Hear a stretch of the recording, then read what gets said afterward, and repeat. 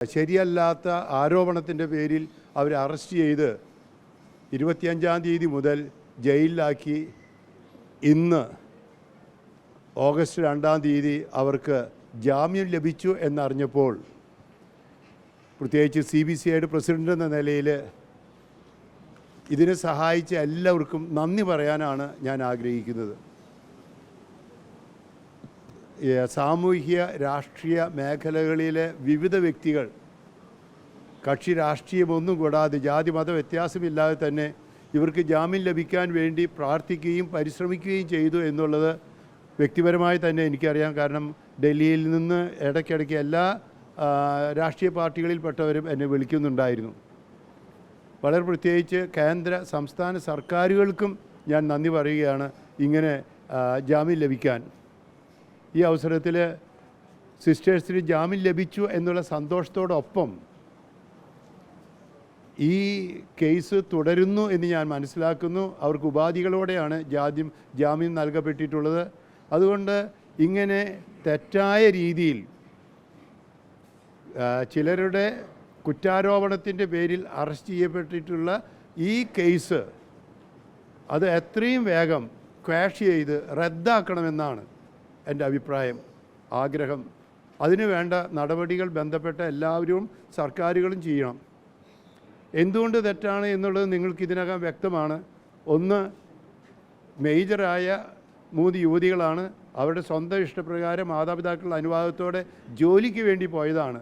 പക്ഷെ അവരുടെ മേൽ കുറ്റം ചുമത്തപ്പെട്ടത് അവർ ഹ്യൂമൻ ട്രാഫിക്കിംഗ്, മനുഷ്യക്കടത്ത് നടത്തി, അവർ മതപരിവർത്തനം നടത്തി. ഇത് രണ്ടും തെറ്റായതുകൊണ്ട് തന്നെയാണ് ഈ കേസ് എത്രയും വേഗം ക്വാഷ് ചെയ്യണമെന്ന് പറയുന്നത്.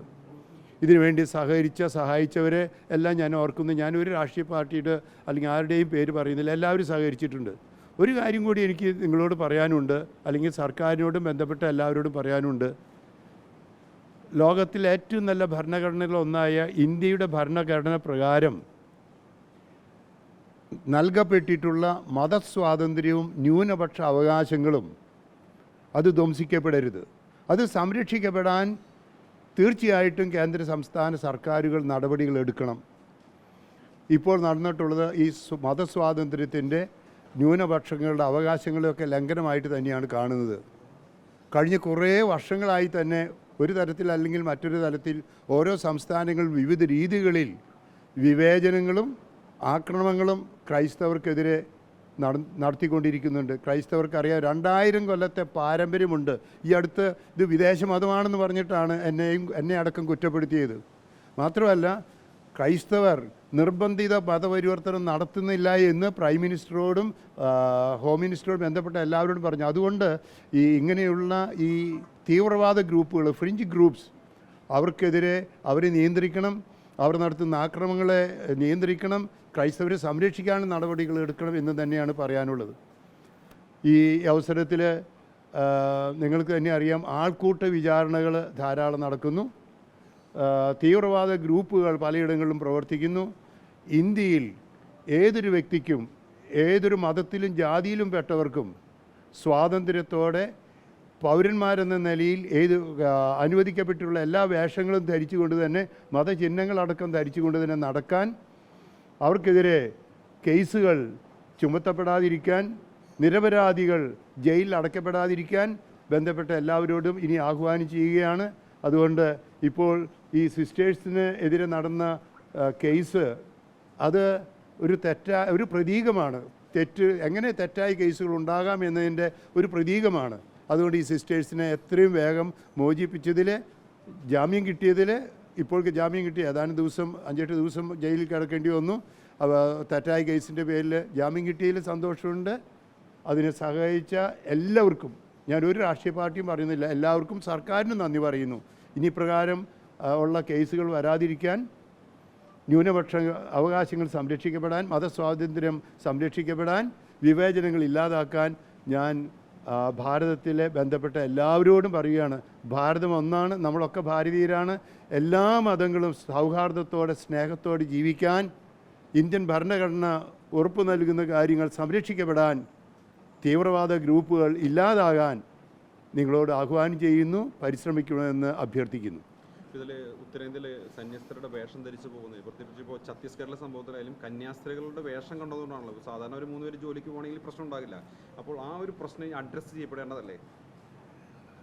ഇന്ത്യയിലെ മതത്തിന് അനുയോജ്യമായ വേഷങ്ങൾ ധരിക്കാൻ മതസ്വാതന്ത്ര്യമുള്ള ഭരണഘടന അനുവദിക്കുന്നുണ്ട്. സന്യാസ വേഷം ധരിക്കുന്നവർ, വൈദിക വേഷം ധരിക്കുന്നവർ, സന്യാസിനികളായ സിസ്റ്റേഴ്സ്, കത്തോലിക്ക സിസ്റ്റേഴ്സ് നടത്തുന്നവർ, ഇങ്ങനെ പല വേഷങ്ങൾ അനുവദിച്ചിട്ടുണ്ട്. ഇന്ന വേഷങ്ങൾ പാടില്ല എന്നൊരു നിയമമില്ല. അതുകൊണ്ട് അങ്ങനെ അതിനെതിരെ പറയുന്നതും ചിന്തിക്കുന്നതും നടപടി എടുക്കുന്നതും ആക്രമിക്കുന്നതും തെറ്റ് തന്നെയാണ്. ഇതിൽ നീതി വൈകി എന്നുള്ളൊരു തോന്നലുണ്ടോ? കാരണം ഇപ്പോൾ 8 ദിവസം ജയിലിൽ കിടക്കേണ്ടി വന്നു എന്നുള്ളതാണ്. അതായത് തെറ്റായ രീതിയിൽ അറസ്റ്റ് ചെയ്യപ്പെടുകയും ജയിലിൽ അടയ്ക്കപ്പെടുകയും ചെയ്യുന്നതിന് അത് ഉടനെ തന്നെ അവർക്ക് ഒന്നും അറസ്റ്റ് ചെയ്യപ്പെടാൻ പാടില്ലാത്തതാണ്. അറസ്റ്റ് ചെയ്ത് കഴിഞ്ഞാൽ എത്രയും വേഗം പുറത്തിറക്കേണ്ടതാണ്. ഇപ്പോൾ ഇതിനു വേണ്ടി അതിൻ്റെ നിയമക്കുരുക്കുകൾ, ഒരുപാട് നിയമങ്ങൾ അതിൻ്റെ ഉള്ളിലും നിയമക്കുരുക്കുകൾ ഒരുപാടുണ്ടാക്കി. അതുകൊണ്ട് അതിൻ്റെ പേര് പറഞ്ഞിട്ടാണ് ഇത്രയും നീങ്ങിയത് ഞാൻ മനസ്സിലാക്കുന്നു. ഏതായാലും ചിലരൊക്കെ എന്നോട് പറഞ്ഞത് ഇത് കുറേ നീളാൻ സാധ്യതയുണ്ട്, മതപരിവർത്തനമാണ്, മനുഷ്യക്കടത്താണ്, പിന്നെ മാത്രമല്ല NIA കോടതിയിലേക്ക് വിട്ടു. ഏതായാലും സർക്കാരുകൾ അടക്കം ഇതിന് ഇത്രയും നേരത്തെയെങ്കിലും കിട്ടിയതിലുള്ള നന്ദി പറയുന്നു. ശരിക്കും അറസ്റ്റ് ചെയ്യപ്പെടാൻ ഞാൻ അങ്ങനെ ഒരു രാഷ്ട്രീയപരമായിട്ടുള്ളൊരു കാര്യത്തിൽ അതിലില്ല. ഞാൻ ഇവരെല്ലാവരുമായിട്ട് ബന്ധപ്പെട്ടിട്ടുണ്ട്. അത് ഞാൻ എല്ലാവരുടെയും സഹായം ഞാൻ അഭ്യർത്ഥിച്ചിട്ടുണ്ട്. അപ്പോൾ അത് എല്ലാവരോടും, മിക്കവാറും എല്ലാ രാഷ്ട്രീയ പാർട്ടികളും, ഇപ്പോൾ ഡൽഹിയിൽ നിന്ന് ഞാൻ CBCI ഓഫീസുമായിട്ടാണ് ബന്ധപ്പെട്ടുകൊണ്ടിരുന്നത്. CBCI ഓഫീസ് കേന്ദ്ര സർക്കാരുകളും കേന്ദ്രമന്ത്രിമാരും വിവിധ രാഷ്ട്രീയ പാർട്ടികളുമായി, പിന്നെ അവിടെ ഒരു ലീഗൽ സെല്ലുണ്ട്, അവിടെ സിസ്റ്റേഴ്സാണ് പ്രവർത്തിക്കുന്നത്. ഇപ്പോഴത്തെ ഡൽഹിയിലെ ലീഗൽ സെല്ലൊരു മലയാളിയാണ്. പിന്നെ വിമൻസ് വിങ്ങും മലയാളിയാണ് CBCIയുടെ, അവരുമായിട്ടും പിന്നെ പ്രത്യേകിച്ച് ഛത്തീസ്ഗഡിൽ ജയ്പൂരുള്ള മലയാളികളായിട്ടുള്ളവരോട് പ്രത്യേകിച്ചും ചോദിച്ചു. അവരെല്ലാവരും സഹകരണമുണ്ട്.